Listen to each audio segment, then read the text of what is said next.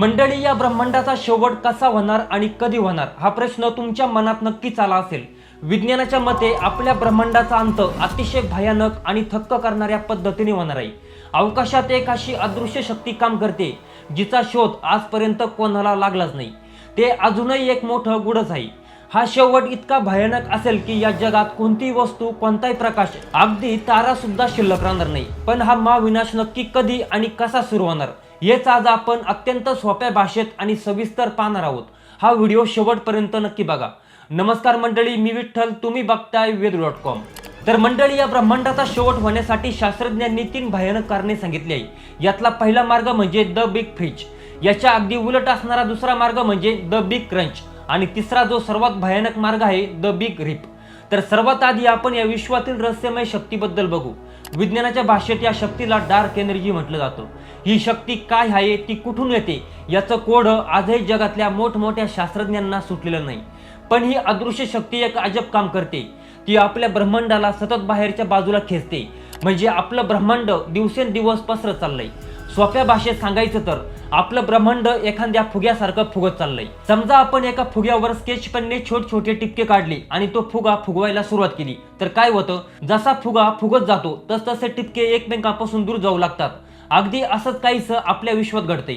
आणि थक्क करणारी गोष्ट म्हणजे या पसरण्याचा वेग कमी होण्याऐवजी दर सेकंदाला वाढतच चाललाय। याच शक्तीच्या प्रभावामुळे ब्रह्मांडाचा अंत कसा होईल याचे शास्त्रज्ञांनी 3 अतिशय भयानक मार्ग सांगितले आहे। यातला पहिला मार्ग म्हणजे द बिग फ्रीज, ज्याला आपण विश्वाचा थंड मृत्यू म्हणू शकतो। जर ही डार्क एनर्जी अशीच विश्वाचा विस्तार करत राहिली तर एक वेळ अशी येईल जेव्हा सर्व आकाशगंगा एकमेकांपासून करोडो प्रकाश वर्ष दूर जातील। रात्रीच्या आकाशात पाहत असताना आपल्याला एकही तारा दिसणार नाही। सगळीकडे फक्त काळाकुट्ट अंधार असेल। नवीन तारे तयार होण्यासाठी लागणारा गॅस आणि धूळ संपून जाईल।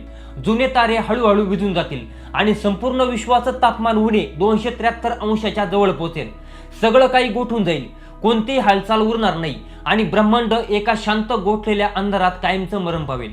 दुसरा मार्ग याच्या अगदी उलट आहे, ज्याला शास्त्रज्ञ द बिग क्रंच म्हणतात। समजा भविष्यात कधीतरी या अदृश्य डार्क एनर्जीची ताकद कमी झाली तर ब्रह्मांड पसरण्याऐवजी परत मागे आकुंचन पावायला सुरुवात करेल। जसा एखादा रबर ताणून सोडल्यावर तो मागे येतो, तशा सर्व आकाशगंगा, तारे आणि ग्रह प्रचंड वेगाने एकमेकांच्या जवळ येऊ लागतील। जसजसे ते जवळ येतील तसतसं विश्वाचं तापमान इतकं वाढेल की तिथे भयंकर उष्णता निर्माण होईल।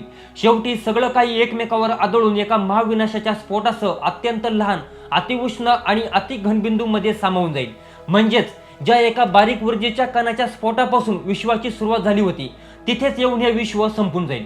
आणि तिसरा जो सर्वात भयानक मार्ग आहे त्याला द बिग रिप म्हणतात, म्हणजे ब्रह्मांडाचे तुकडे तुकडे होणे। जर ही डार्क एनर्जी या गुरुत्वाकर्षणाला पूर्णपणे हरवून टाकण्यात यशस्वी झाली तर ब्रह्मांड पसरण्याचा वेग प्रकाशाच्या वेगापेक्षा जास्त होईल। या वेगामुळे अवकाश इतकं ताणलं जाईल की ते जागच्या जागी फाटू लागेल।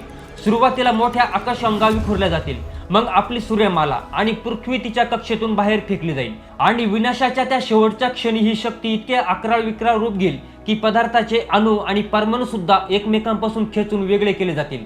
विज्ञानाच्या मते या स्थितीत विश्वातील कोणतीही वस्तू, कोणताही प्रकाश किंवा अणु अस्तित्वात राहू शकणार नाही। सगळं काही एका क्षणात नष्ट होईल। पण हा महाविनाश नक्की कधी सुरू होणार, तर वैज्ञानिक संशोधनानुसार हा अंतिम अंत होण्यासाठी अब्जावधी किंबहुना ट्रिलियन ऑफ इयर्स म्हणजे लाखो करोडो वर्ष लागतील। पण याची सुरुवात साधारण 5 ते 7 अब्ज वर्षापूर्वीच झाली आहे। तेव्हा ब्रह्मांड पसरत इतकं मोठं झालं की आकाशगंगा एकमेकांपासून खूप दूर गेल्या आणि त्यामुळे त्यांच्यामधलं गुरुत्वाकर्षण कमकुवत झालं। नेमक्या याच काळात अवकाशात लपलेल्या अदृश्य डार्क एनर्जीने आपला खरा खेळ दाखवायला सुरुवात केली।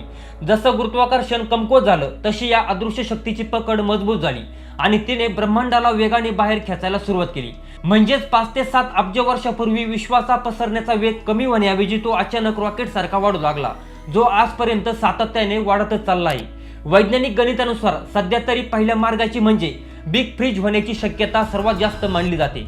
पण मंडळी, निसर्गाचा एक साधा नियम आहे, ज्या गोष्टीला सुरुवात असते तिचा अंत हा ठरलेला असतो। आपली सुरुवात एका रहस्यमय ऊर्जेच्या बिंदूपासून झाली होती आणि आपला अंतही याच ऊर्जेच्या खेळात होणार आहे। हे अथांग विश्व जितकं सुंदर आहे तितकंच ते गूढ आणि भयानक आहे।